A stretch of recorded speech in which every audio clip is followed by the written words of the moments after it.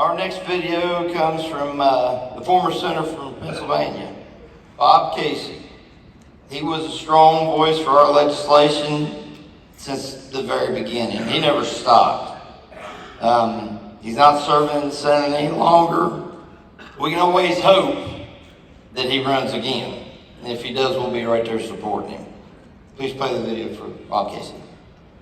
Hey everyone, Bob Casey here. I wanted to congratulate Cecil Roberts as he looks forward to retirement and spending more time with his family after serving 30 years as president of the United Mine Workers of America.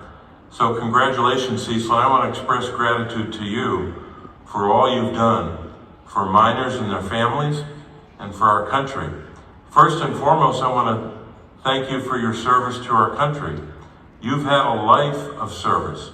Service to your country, service to your community, and of course service to the men and women of the United Mine Workers of America and all of their families all these years.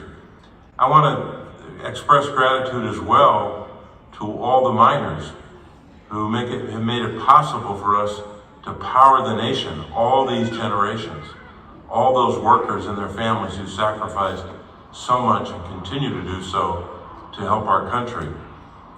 You know, I live in Scranton, Pennsylvania, and I grew up in Scranton. And of course, in 1902, we had the great anthracite strike of that year. Just a few years later, in 1905, my grandfather, Alphonsus L. Casey, went into the anthracite coal mines as an 11-year-old because his father had just died in the mines at the age of 35. He worked there for 5 years from 1905 to 1910, and then went on with his life after that. But because of that sacrifice, my father was able to have opportunities that he might not have had, eventually becoming a public official and later governor. And then later I had opportunities because of those who went before me. Just like all of the nation has benefited from all those miners who have gone before them. And Cecil Roberts has never forgotten those families. He's never forgotten their contributions. You know, Cecil could be described as a servant, but as a humble servant. The great presidential candidate, William Jennings Bryan, once said that the humblest citizen in all the land, when clad in the armor of a righteous cause, is stronger than all the hosts of error. So William Jennings Bryan talked about a humble citizen with a righteous cause.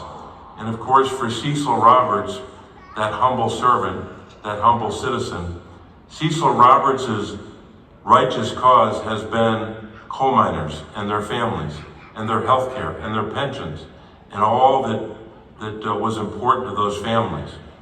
And he fought like hell, day after day, month after month, year after year, and then decade after decade. And we were able to achieve a lot working together.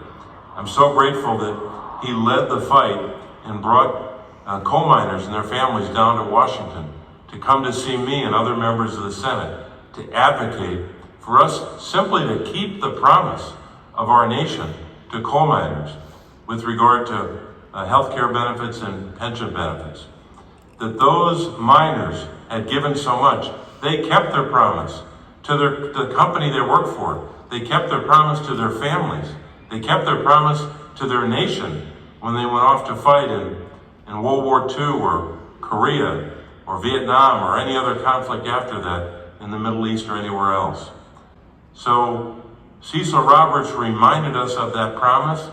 He urged us and pushed us to fulfill that promise, and he led the fight to successful passage of legislation that helped coal miners. So Cecil, thanks for being a great leader.